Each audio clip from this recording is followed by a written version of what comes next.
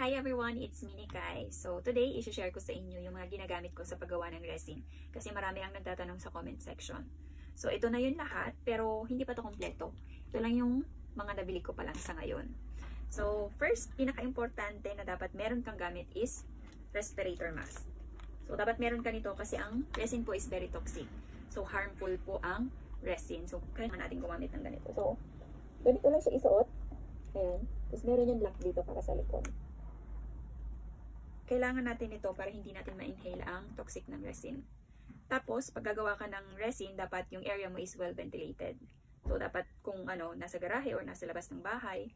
Tapos, kung nasa loob ka man ng bahay, dapat nakabukas lahat ng mga bintana para makasingaw yung resin.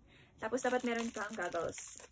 Kasi may mga resin na may odor, sobrang lakas ng amoy, sobrang baho, tapos masakit sa mata. Pero yung ginagamit ko po is odorless, tapos hindi siya masakit sa mata. So, meron akong respirator mask, goggles, and then meron akong mga measuring cup. So, dito ko mini-measure yung aking resin kung gaano kadami ang kailangan ko. Tapos, another measuring cup. Dito ko hinahalo yung mga iba't ibang kulay. So, next naman, ito. Ito yung binili ko na iba't ibang kulay. So, ang tawag dito is resin ink pigment. Yun yung tawag daw dito.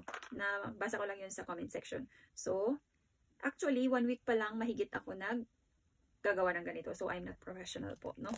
Kakasimula ko lang nito. So, i-share ko lang sa inyo yung mga nalalaman ko for 1 week. So, ito yun yung resin ink pigment. Tapos, ito naman yung isa ko pang binili is yung mica powder or mica powder.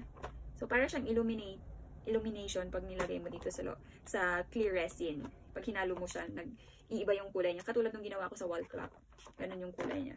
Papakita ko sa inyo yung loob niya. So, ganito yung itsura niyan sa loob. Powder siya, tapos pag hinalo mo, iiba yung kulay. Tapos next, ito naman, driller. Kasi yung iba kong molders, walang butas. So, kailangan ko nito.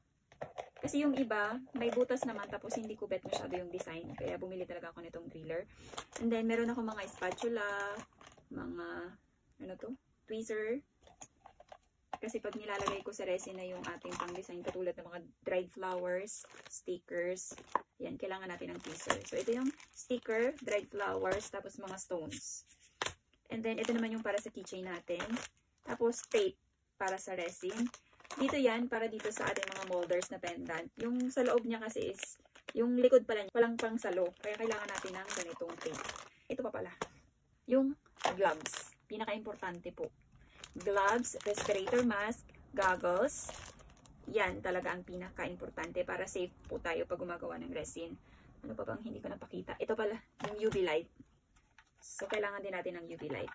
Pag malalaking molders yung ginagawa ko or ginagamit ko, mga ganito, kalaki, hindi ako nagagamit ng UV light. Pinapatuyo ko lang siya 24 hours. Hinahayaan ko lang siya hanggang sa tumigas. Pero pag ganito mga molders yung gamit ko, maliliit lang, gumagamit ako ng UV light para mas mabilis siya matuyo. Pero pag malalaki nga, 24 hours ko siya pinapatuyo. Tapos, lastly is ang ating resin. Ito. Itong ginagamit ko is odorless. So, hindi ko masasabing safe kahit kasi naman is, kahit wala yung odor, may toxic pa rin yan. So, ito yan siya. A and B. So, ang ratio niya is 1:1. Kung halimbawa, isang baso din ito. A and B. Epoxy yung isa, tapos yung pang-hard na resin ito. So, pag kinumbine mo sila, saka mas magaganda yung ating gawa. Mas matigas, mas maayos. Pero mayroong mga resin na, na siya, combined na siya. May nabibiling ganun. Meron din ako nabili nun, kaso ang baho nun. Kaya hindi na ako umulit. So, bumili ako ulit ng panibago. Ito nga yung na-try ko. Maganda siya. So, lahat pala ito is nabili ko lang sa Amazon. Yung iba. Yung iba naman sa Daiso. So, alam nyo naman, nandito ako sa Japan. So, pinakauna-una ko talaga nakita ito is sa Daiso. So, na-curious lang ako. Bumili ako ng konti. Ilang piraso ng resin. Ito, katulad nito. Sa Daiso ko lang ito nabili. Tapos ito. Pwede ito sa bata. Made in Japan to. Pag sa Daiso ha, wala naman ata sa ating Daiso dyan. Meron ba sa Pinas? Meron man siguro, pero wala naman ganitong binibenta. So, merong ganito sa Daiso. Tapos, may mga nakalagay naman na parang pambata. So, ito, pwede ito sa bata. Pero ito, hindi ko maisasuggest sa inyo na pwede ito sa bata. Kasi, harmful po ang resin. Very toxic po. Kaya hindi ko maisasuggest na pwede nyong i-ano sa mga anak nyo na gawin din ito. So, pwede naman siguro basta complete gear kayo. Yung mga sinabi ko, may respirator mask, meron kayong goggles, meron kayong gloves, tas well ventilated yung area na paggagawa nyo. Baka pwede naman sa bata. So, base lang to sa mga ni research ko. Hindi po ako professional. So, kakasimula ko pa lang po. Magwa 1 week mahigit pa lang. So, gusto ko lang i-share sa inyo kasi marami ang nagko-comment kung ano nga yung mga ginagamit ko sa paggagawa ng resin. So, ito po yan lahat. So, sana nasagot ko po yung mga katanungan nyo.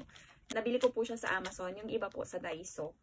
So, kung gusto nyo matutunan kung paano gumawa ng ganito, gagawa na lang ulit ako ng separate video for tutorial kung paano siya mini-mix, kung paano ilagay sa molders.